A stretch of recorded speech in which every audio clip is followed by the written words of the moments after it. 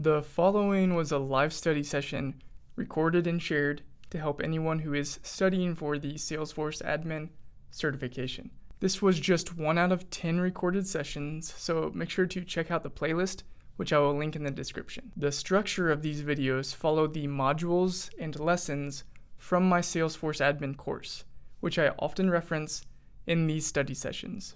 But these sessions should still be helpful regardless of whether you are taking that course or not. If you do want to check out my course, follow the link in the description and submit your email, and I will email you a discount code to the Comprehensive Salesforce Admin Certification Prep course.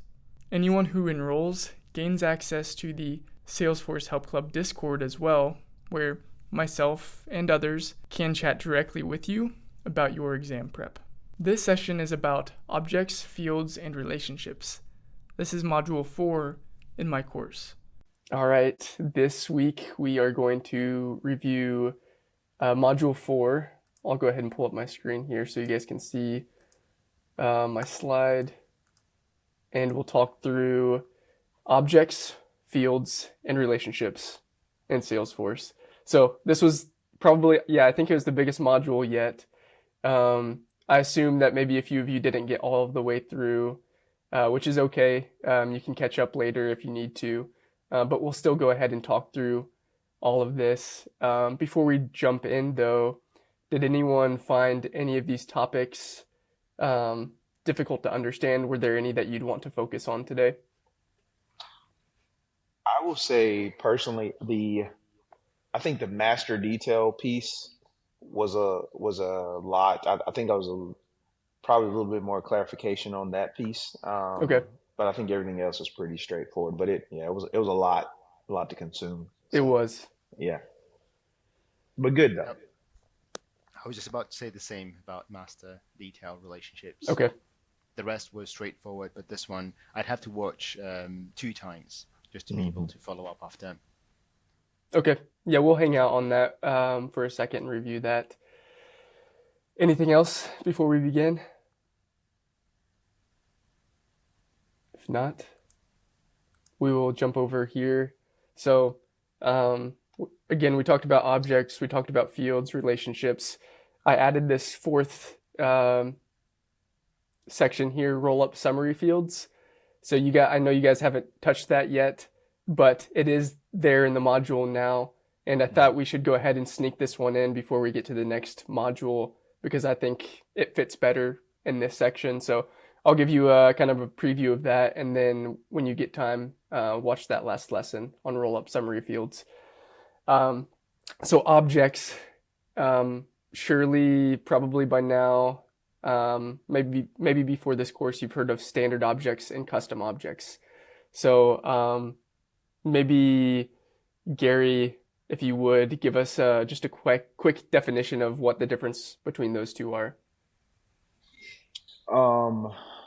So I guess standard objects would be kind of those that are, I guess, managed by Salesforce. You don't have as much flexibility as far as what you can edit, and then custom objects are ones that you can create on your own and have a little bit more flexibility. Would just kind of be a high level from what I understand. Yeah. No, that's great. Yeah. So Salesforce provides objects out of the box, and those are your standard objects. You can't edit certain things about those objects. If I went to, here's a quick note on master detail relationships, since we were talking about that. If I go to account, which is a standard object, right? Go to field, click new. I'm not able to choose master detail relationship. So that's something that maybe you should consider as well as kind of a part of that master detail pro cons. Since this is a standard object, actually I should double check that if it's all standard objects or just certain ones, but let's say all of them at this point in time, you can't make them the detail record of a master detail relationship. But I could make them the reverse. I could make them the master record of other detail records. So if we're talking about survey, for example, like a survey object, I could put master detail relationship on the survey object and have it connect to the contact, which would be its master, its parent, right? So I can't add it to this standard object though, making it the detail record. So we'll get to that again before long, but yeah, like you were saying, Salesforce provides all of these objects out of the box. These are standard objects, and not every org that you'll get into will have all of these same ones that we see here in our developer org, our developer edition org.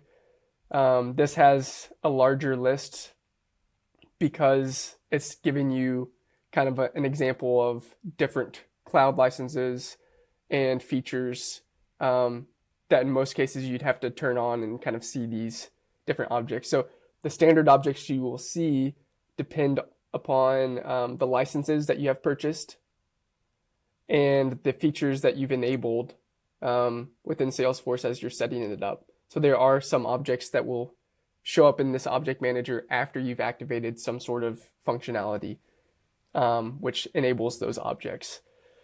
And then some of the objects, I can't remember off the top of my head, you can't see in this list, but you could access through API functionality. So just to kind of give you an idea of what you're seeing here and why you're seeing these, but these are all standard objects unless we've created some custom objects, which will be in this list as well. So really quickly, how would I, just looking at this list, does anyone know how I would identify a custom object from this list? Yeah, you'd see the double underscore on the Exactly. API name. Yep. So here we have one, here, another one we created during the course property. We have that with a double underscore and a C, just like you said, another one here. So this is defining this as a custom object. It's denoting that this is a custom object. And then same thing when we look at fields, we'd see that double underscore C here. You can also see in this column, it's going to show the differentiation here. I've said this before, I think it's best practice to always add descriptions too. For some reason, Salesforce hasn't for their standard objects, but you can always look it up in their documentation to kind of see a description as well. So that's how we can identify between those two. How do you create a custom object? I won't put one of you on the spot, but it's through the object manager here and then create. And okay, when would you, this is a tougher question, but when would you use an auto number record name? I don't know if you guys remember what that's about, but as we create a custom object here, we have the label, the plural label, the object name, which is actually really the system name of the object that feeds into that API name, right? And then down here below, we have the record name. So why, when we create the record name, why would we choose text? Why would we choose auto number over text? Well, I know like in my line of work, it's dealing with banks. And so like we have like a loan object. So when we set up a new loan, there's an account number associated with that. So that would be, in that experience, that would be a reason to choose like an auto number to auto generate the loan number. Yep. Yeah, there's multiple reasons why you might choose one over the other. You just have to kind of think about the user experience, people wanting to search for something, things like that, right? If it has to be unique, auto number can make sense in a lot of scenarios. I think one of the examples I gave in the course though was account name. Yeah, maybe you want an account number, like Gary, what you were referencing. Maybe that's something that you'd want in that circumstance. But Salesforce uses account name, which sometimes could be a duplicate. There's nothing stopping it out of the box from having two accounts with the same name. And then if a user searches, finds a record because Gary, you told them to go look at this account, they open up that record, they have the wrong one, and they start creating an email or something, right? Maybe that messes things up. So auto number could be used to create this unique ID, number, name, whatever it is, for that specific record. And I know you saw it in the course, but we just create some sort of display name here. So when you're talking about loan, we could do something like this, right? And create that as the record name format. Yep. There are many circumstances, though, where I would say text is the better option, where you want more of a description for someone to know what they're looking at. Opportunity would be an example where I'd rather have text describing what the opportunity is at a name kind of level rather than just a number that doesn't mean anything to me. So sometimes people create like a standard format for what that should be, right? So it might be like account name, year, a product type, whatever that might look like, but there's a concatenation of these different values that get put together to create that opportunity name, right? And then when someone clicks on it, they immediately know what they're looking at and what it's in reference to. So one way that you can make that happen without people messing up that format or accidentally creating duplicates would be using a flow automation to, when the record is saved, to grab those different values and then to update the name for them. Yep. So you can still get unique names, create specific formats by using text, but you just have to go create some other automation to make that happen. So either way, you just have to think through the scenario and what would be best for the user experience, and how someone might be searching for the record in Salesforce to be able to find stuff quickly, easily. So that's the best I got on that right now, but I think it's good to think through why you'd use one versus the other, because it does affect user experience and things like that. Okay, let's keep moving. Fields. So this is a question I'll just throw out to all three of you. Does it even matter what field type you use when you create a field? Let's say, for example, we are creating a social security number field. Would I choose text or number, and does it even matter? You don't have to answer that, but does it matter what type of field we use? You do. Someone give me a quick answer on that. I say, yeah. I mean, you specifically think about a social security number example that you used, right? You would, or like a date, right? You'd want it in a certain format. So I would say, yes, it does matter. How are you trying to capture the data? Yep. So format is one thing. You hit that one. So each of these different data types, if we look at creating a field, let's go back here, account, click new. Let's look at these field types. So each of these types of fields will give us different formatting provided out of the box, right? Like email, phone, text. They also have different user functionality. So on date, if you wanted to do a date as just a text field, someone could enter in the date. They could format it however they want. You're going to have all sorts of different formatting from people doing dashes versus forward slash or periods, right? You'll end up with all sorts of stuff. But also, when you choose date, you get that little pop-up kind of modal view of a calendar to be able to select, right? So there's different user functionality behind each of these types of fields. And then if we click on email on the contact, if it's an email field, it's going to kind of open up an email window for you, things like that. But there's also kind of hidden functionality that the user doesn't see as well on how these fields are being seen by the system, and then how they can be pulled into different things and formulas and stuff like that. So be very mindful of what type of functionality this field should have. Social security number, I feel like that's kind of a hard one because it is a number. Every time I've seen this created, it's a text field though, because it's not necessarily something that you're ever going to want to do math on. It's more of just a value that you're trying to capture, and text is something that could make sense there. In addition to maybe you want to have like dashes at certain points. And then that way you, with text, you can have all sorts of characters. And so you can format it exactly how you want it and then put some sort of field validation behind it to get that exact format. So that's a tricky example, but you just want to be able to consider these types of things when you choose the field. So that's the point. Know the fields, know what kinds of functionality and formatting and things like that they have to offer. How many, I'll throw this one at Emil. How many characters can a text field hold? That's up to 255.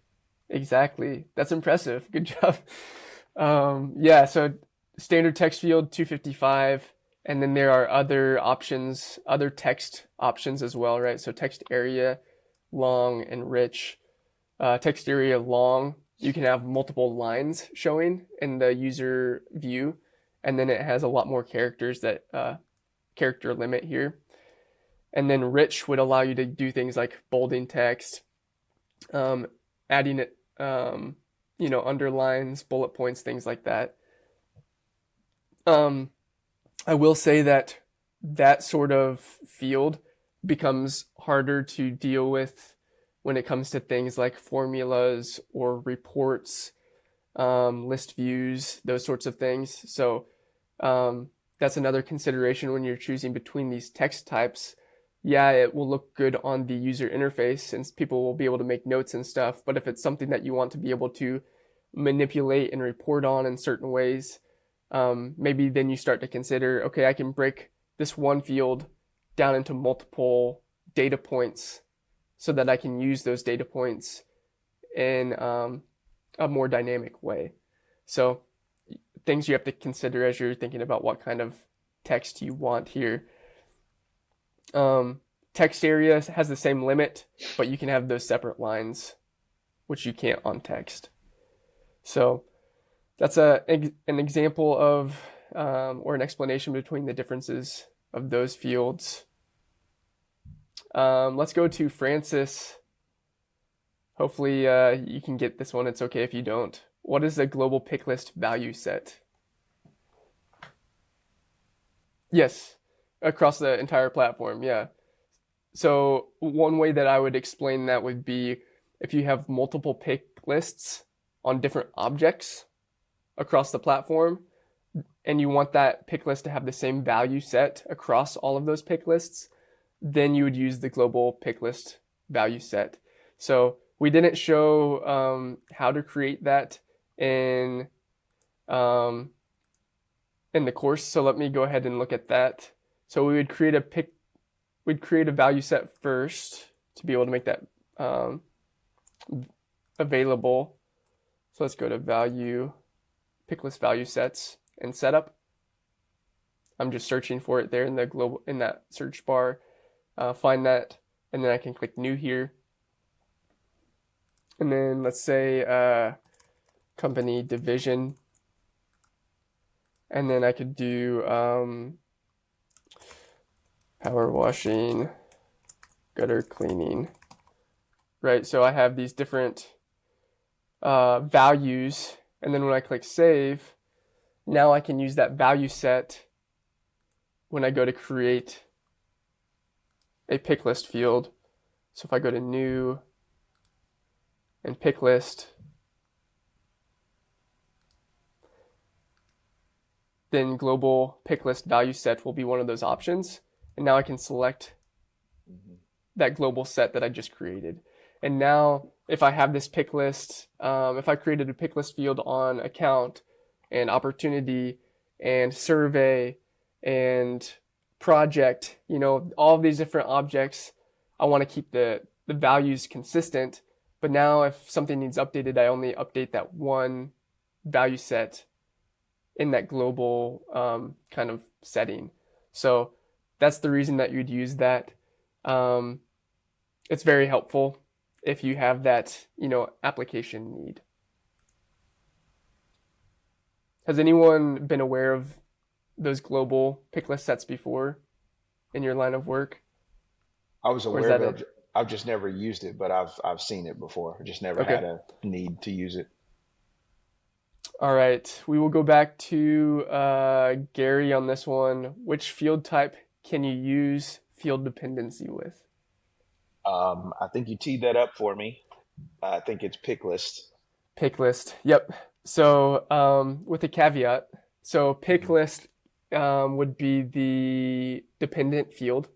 Correct. I think that's the only field type you can have as the dependent. Hmm. And then as the controlling field, Hmm. you can have pick list or checkbox. Right. Okay, gotcha. Yep. So you could say, if the checkbox is not checked, have these pick list values available. If it is checked, have this set of pick list values available. Got it.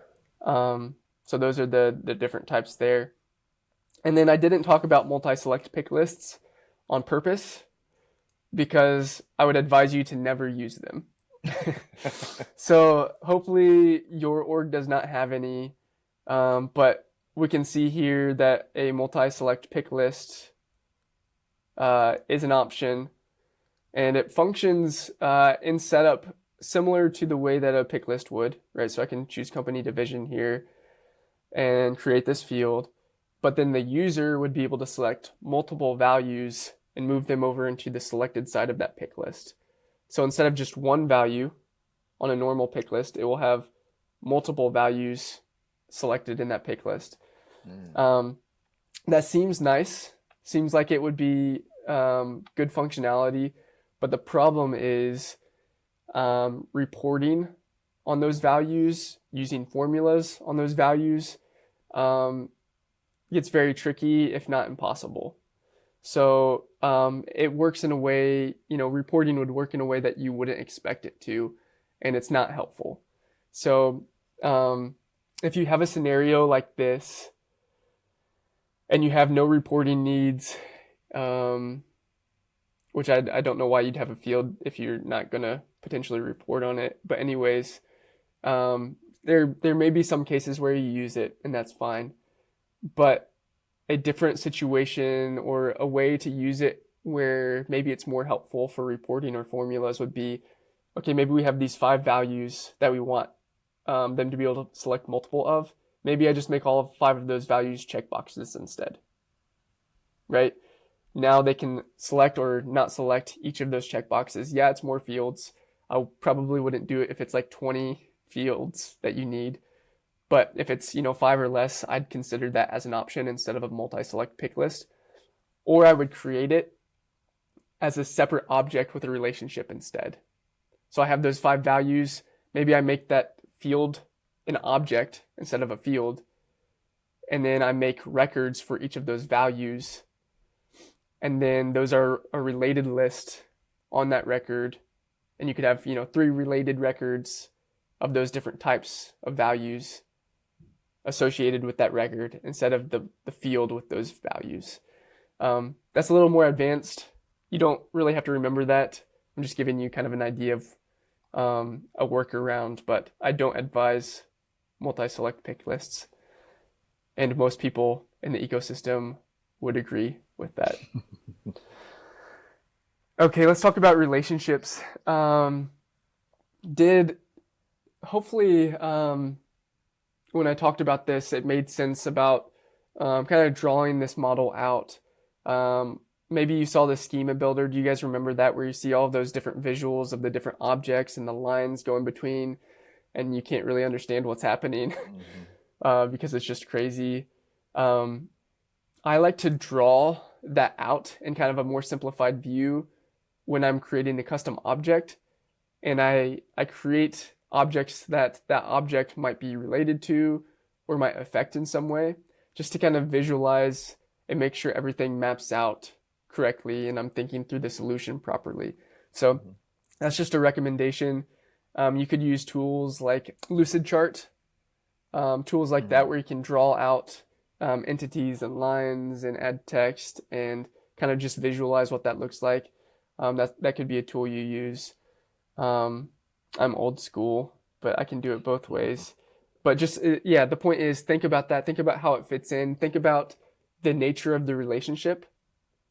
So is it one to many? Is it many to many? Things like that. Did that seem to make sense to you guys? Do you want to talk about that at all? And those different types of relationships in terms of many to many, one to many.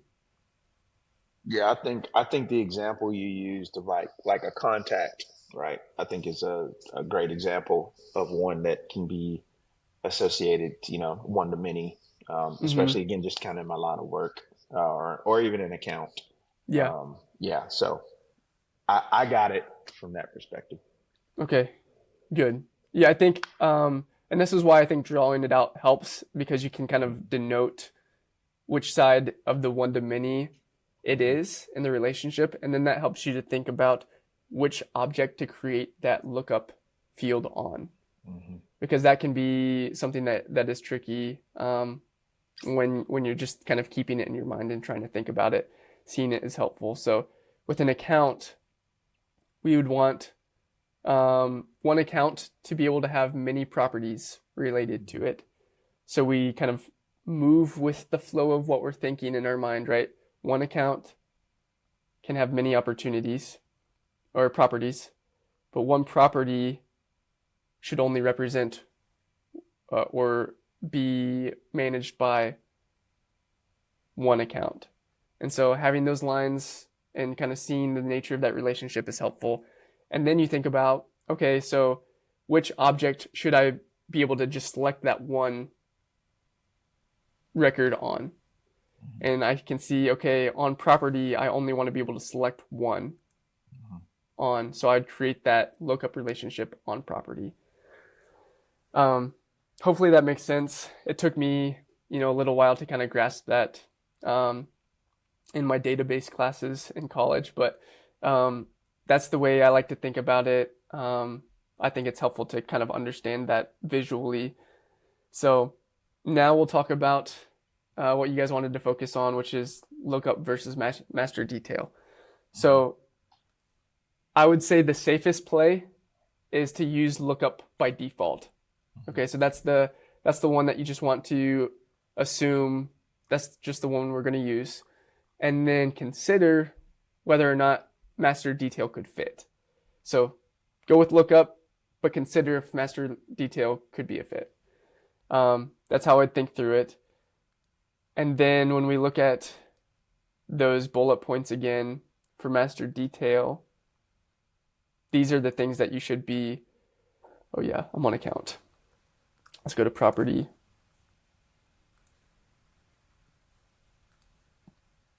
These bullet points are the things that you should be considering, and we can talk through some of these together. Okay, so let me make this a little bit bigger. So this is think of this like a lookup field with different functionality. Okay, so it's creating that relationship, but now you are really creating a more closely knit relationship, a relationship where these children, these details are really controlled by the parent. Okay, so they're very dependent.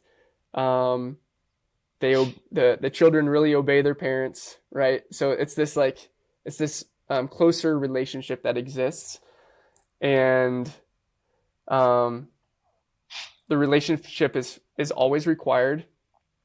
So if I have this on property, I always have to fill this field in to create or to save this record.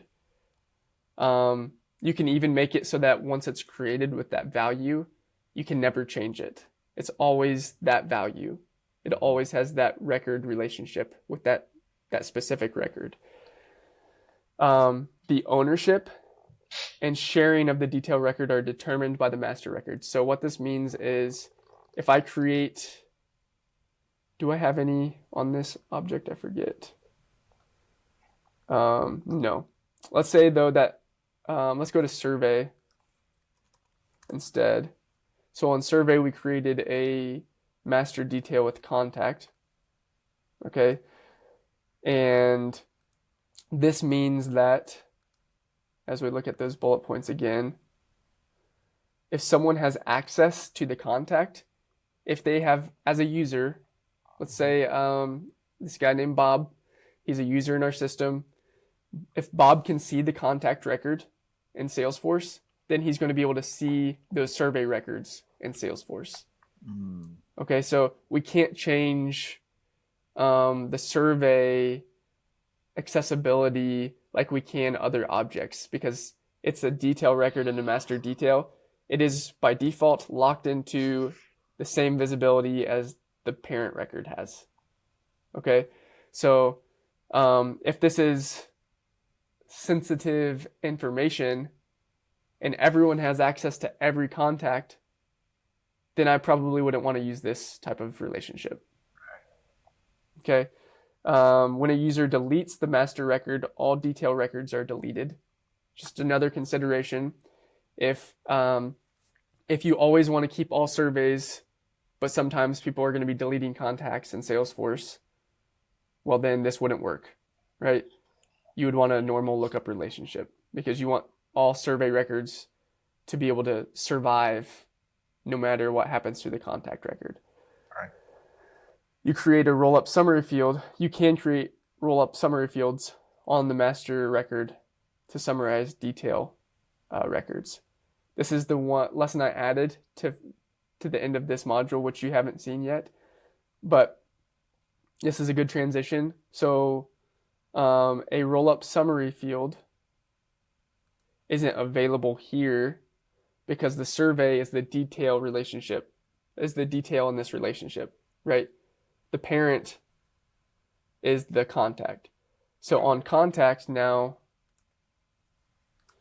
since we have that relationship created, we should be able to have access to a roll-up summary field that we can create. Okay, so now it's not grayed out. And what this does is it is able to gather a summary of those detail records. I can't do this if I have a normal lookup relationship. So that's another consideration. The hard thing is you have to consider all of these things at the same time, right? Even if I'm just like, yes, I want to be able to use roll-up summary, but then the access or the deleting of information is a no-go, then I can't use this. I just have to use a lookup.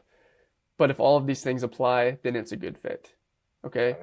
So, but roll-up summary allows me to grab certain information from the detail records and then store it on a field on the master record. Okay, so the example I gave in the lesson, which you'll see, is on contact. We have related records. Let me zoom out here. Okay, so we're on a contact. In the related list, I have surveys that this person has filled out. Okay, if I open up a survey record, which you can see is open now, we have a score and the type of survey it was, customer satisfaction. Okay, so now if we go back, you can see I have two surveys. I created a roll-up summary field to calculate or count the number of surveys that have been completed. Okay, so I'm getting a summary of those related detail records. And I have a total of the scores. And then I used a formula to find the average. Okay, so I have two roll-up summary fields here that are either counting or finding the total of a field from those detail records. Are you guys tracking with me, or should I say this from a different kind of perspective? No, that makes sense. Yeah, makes sense. So you can see this is the master record, and survey was the detail record. So we have multiple details that can be associated, and on those detail records, there's a score. If I go back here and I look at the roll-up summary field, I think one was total CSAT score. If I open that up, you can see that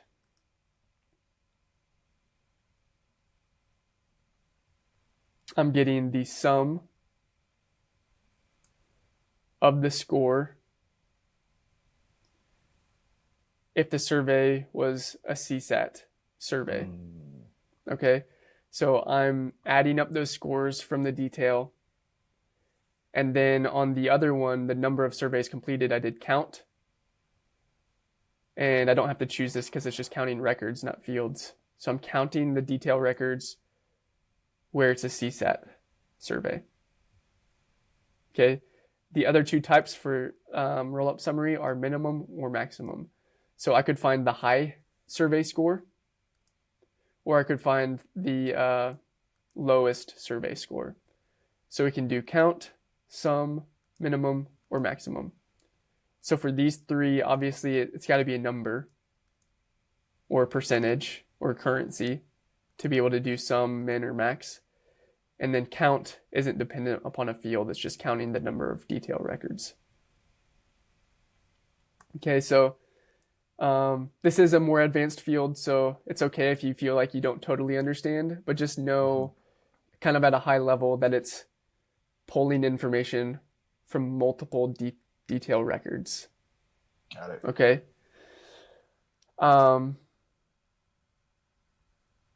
Sorry, Isaac, just a quick Yeah. one. If there is a dependency, companies wouldn't want to use it if, let's say, the record can be deleted, right? Because let's imagine if the account is deleted, you're losing your survey, so whichever record that is. So creating these formulations probably won't make much sense unless they're using objects which are not deleted or cannot be deleted. Like with accounts, for example, you wouldn't want to use it because if the account is deleted, you're losing all the surveys from your customer. Yeah, if you do a survey as the detail record to an account parent record in a master detail relationship, if the account is deleted, the surveys would be deleted. Roll-up summary, I think that's kind of one abstraction away, if that's the word I'm looking for. I don't think you need to think about that with the roll-up summary field. You would think about that as you create the relationship, because you can't create a roll-up summary field without that relationship. But yeah, you're right, and that's one of the considerations when creating a master detail relationship. Okay, the last thing I wanted to talk about here is the junction object. So this is, I pulled up a picture just a second ago. This is when we have a many-to-many relationship because we can't create a many-to-many relationship. We have to create this junction object in the middle for that to work. So imagine for a second if this wasn't here and these blue lines coming out of contact and property were one line. You can see that this many would end up on contact and this many would end up on property, right? And they would be the same relationship kind of overlapping. So it would be a many to many, but we kind of broke that relationship and put a junction object in the middle. So now this many isn't going all the way to contact, it's ending here. And this many isn't going all the way to property, it's ending here. And it's breaking that up so that we have two one-to-many relationships. And so that's why the junction object works here. It breaks that relationship and soaks in both of those minis and only sends a one back out, right? So this property contact roles junction object is an instance of where one contact and one property are associated.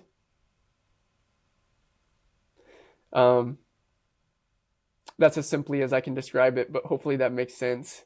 It's an instance. It's kind of a single, I don't want to say moment in time, but a single place where this exists, where this relationship exists, right? So this contact, this property, it's a property contact role. You can choose whatever name you want. This can happen with different types of objects as you create custom objects in Salesforce. And this is why I draw it out to understand the nature of those relationships, to see if something has to exist in between. So in this example, we wanted contacts to be able to have multiple properties that they're connected to. And we wanted properties to be able to have multiple contacts that they're associated with. So we have to break up that relationship with this junction object. Sometimes the junction object could simply be just the lookup to this object and the lookup to this object, and that's all it is. It's just giving you that ability to connect the two. And then sometimes, I think by definition, it's less of a junction object if you're actually giving more detail than that. But here I wanted role as a pick list as well. And so now it's serving even more value because there's actual information that I'm providing on this object. But, I could have role, I could have a date range, right? So I could say this contact was associated with this property starting at this date and ending at this date. So maybe I have a start date and an end date field too. So I could continue to build this out with more fields. And then it's becoming, more of its own object. But a point I want to make here is in Salesforce, when we go to create an object, there is no junction object versus non-junction object. They're all just objects, but the concept is a junction object. Okay, so don't get that confused as if it's some other type of object you have to create. That's just the concept of breaking up that many to many here. Okay. Yeah, hopefully that makes sense. Hopefully that's not too confusing. The point that I'm trying to make here is if you have a many to many, create an object in between. And in this situation, it's a perfect for a master detail relationship. Getting back to that.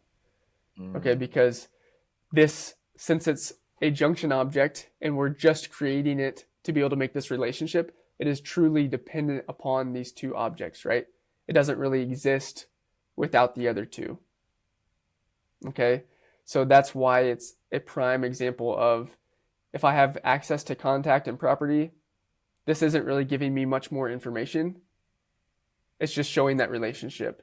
Therefore, the security and access isn't really a concern, and I probably should see it if I see these two. If I delete a contact, this doesn't matter anymore, right? So this can be deleted. If it should always be required, right? If I have a property contact role, but there's no contact or no property on it, then it doesn't even mean anything. Right.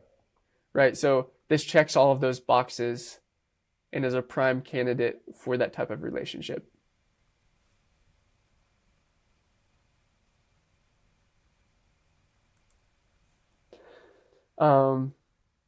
If you haven't in these lessons, go ahead and create those fields as we went through those examples, because I think as you work through it and create those things, it will make more sense. But the last thing I wanted to point out today, and stop me if you have any questions,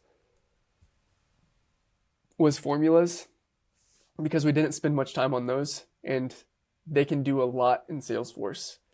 So you can create formula fields, which I do all the time, but I also want to show you that understanding how to write a formula in Salesforce goes beyond just a formula field. Okay, so they can be used in approval processes. So you're defining the criteria a record must meet to be able to enter that approval process. That's not a formula field you're creating. It's just a part of creating that approval process. You kind of type out this formula to say, if this is the case for this record, then I want that approval process to be able to start. Okay, so I could write out formulas for that, for approval steps, for case escalation rules, which is a part of Service Cloud. I can use them in reports. I can write formulas for I could create another column or a summary field on a report that takes multiple data points in the report and creates this kind of new value, which I'd use a formula for. All sorts of things here, but one of those is a custom field of a formula data type. So I want to call that out and make that known, that understanding how to create a formula in Salesforce or how to think about one and write it out is very helpful. And then knowing the data types of formula fields. So if you think about a formula, what it's doing is it's giving an output value. Okay, so something, it's doing some sort of logic and math, and then at the end of that, the formula spits out something. And that something is either going to be a single date, it's going to be like a yes or a no, right? So that approval process example, we could create a formula and it's basically seeing if it's true or if it's not true. If it's true, the approval process starts. Yep. It could output some sort of currency value, a number, percent, text, you get the point.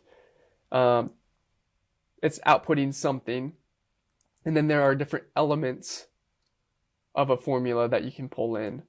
So let's go ahead and just show a quick example.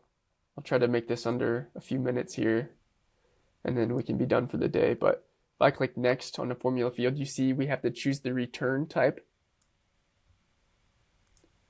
I'll just put in a quick name here, click next so that you can see us create one. And then there are fields that we can add into the formula. There are operators that we can add in, and think of these as like math and logic a little bit. So I could add multiple values together, and what that does, it's just going to add a plus here, right? So I don't even have to use this if I already know the operators. But there's plus, minus, multiply, divide, things like that. Equals, which you would use if you're seeing something, if something is true or not. Greater than, and, or, things like that. So, for example, I could say, let me first say this. We can also insert functions. And one of the most common things you would see here would be like a today. So I can enter that in, and it's going to return from the system what today's date is. But the one I actually wanted to show was if. Here we go. And this is going to give me the ability to do logical functionality to see if something is true or not, or to, if something is true, output this value. If not true, output this value. Okay, so we have this if. Again, this is a little more advanced, but just know that these sorts of things are possible. A logical test. So I could go right here and say, okay, I want to see if the account is active or not. So I'll pull in this field from the account, say if active equals true. I want to output this value of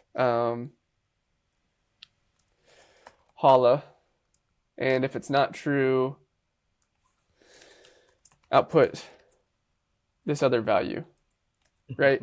So we're seeing if something is true. If it is, output this text. If not, this text. We could use this logic in a number output or a date output or a yes/no output. But the formula lets us do these logical expressions or math and spit out a value. Okay, so I can do that in approval processes, but I can create a field formula to be on the details of a record as well. So I know I went through that really fast.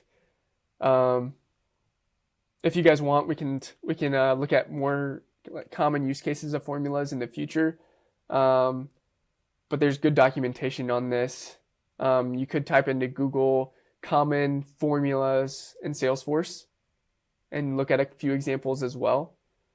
Actually, I would recommend that. Just come across a few articles and see use cases and what those formulas look like at a high level. But no documentation is always available for you. And since we're talking about objects and fields, last note here, I want to encourage you to always look up object or field documentation if you are confused by a field or an object.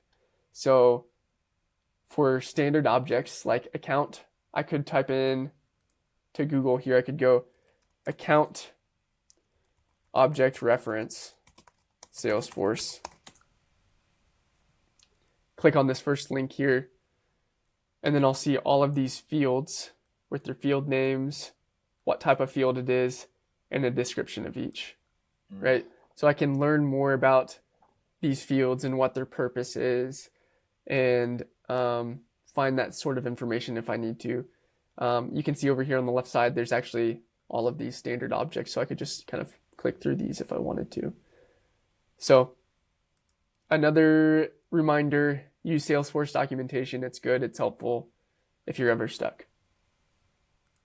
All right, Cool. that was a lot. This was a big module. Please make sure you finish it if you haven't, because this is, you know, something that we're building on top of as we keep on going. If you have any questions that we didn't answer today, shoot me an email or a Slack message, and I'll try to help clarify things. And this next module that we will go over will be an easy module to kind of give us a breather from this one.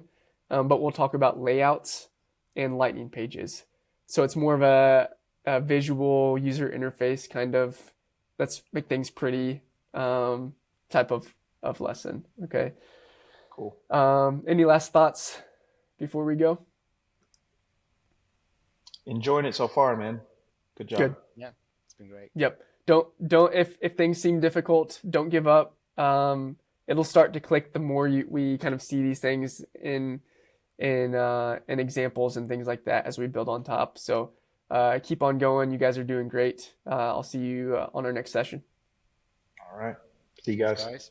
Thanks for watching. Hopefully you got something out of this session. Make sure to check out the playlist for the next video in the series. If you want to check out my comprehensive course, click the link in the description. Make sure to subscribe for more Salesforce content to help you on your Salesforce journey. And please like the video because that helps me out. See you in the next one.